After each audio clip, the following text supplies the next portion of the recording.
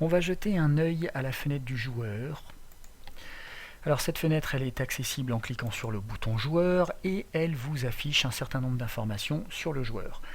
Alors pour voir à quoi ça ressemble, j'ai fait un petit setup ici, j'ai rapidement connecté un client sur mon serveur et ce client est en train de regarder actuellement le joueur du serveur, c'est-à-dire moi. La première chose que vous pouvez changer, c'est le nom. Voici ici. Vous voyez qu'il se met à jour automatiquement sur les clients. On peut également changer la couleur du joueur. Voilà ici un magnifique vert. Et on peut enfin changer sa vitesse maximale, qui est par défaut 10 mètres par seconde. Le coefficient qu'on peut changer ici, c'est le coefficient multiplicateur. Je ne vais pas faire de grands déplacements. Vous savez ce que c'est qu'une vitesse. Et on va passer à la section suivante, qui est la section des dés.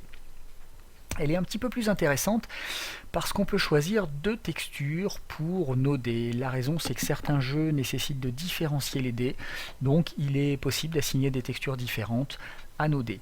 Alors par défaut, si on regarde vers le bas et qu'on jette quelques dés, vous voyez que les textures par défaut des dés, je vais me poser au sol ici, on les verra mieux. Les textures par défaut donc, sont des textures colorées et différentes. Si on assigne des textures différentes à nos dés, eh bien ces textures vont apparaître alternativement. Donc le premier dé aura la texture de gauche, le deuxième dé aura la texture de droite, etc. Exemple, je veux un dé blanc et un dé noir, des dés blancs et des dés noirs, eh bien le premier dé va être blanc, le deuxième va être noir, le troisième blanc, noir, etc. Ça fonctionne exactement de la même manière pour des dés de nature différente. Par exemple ici j'ai un dé 4 blanc qui va être suivi par un dé 10 noir, puis un dé 6 blanc, puis un dé 12 noir, etc. etc. Naturellement, si vous voulez que les dés aient la même couleur, et bien la même texture, et bien vous sélectionnez à droite et à gauche les mêmes textures, et nous voici désormais avec des dés entièrement texturés de bronze ici.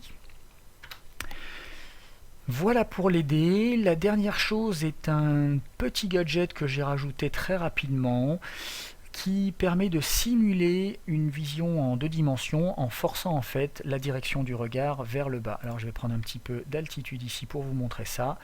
Et vous voyez que quand je sélectionne ces options et que j'applique, eh bien mon regard est instantanément porté vers le bas et je ne peux plus le modifier, je ne peux plus regarder vers le haut.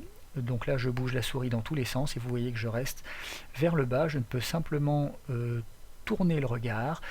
Je peux me déplacer évidemment dans les directions, ce qui simule un petit peu, vous voyez ici une 2D, et si je monte ou je descends, eh bien ça fait un espèce d'effet de zoom.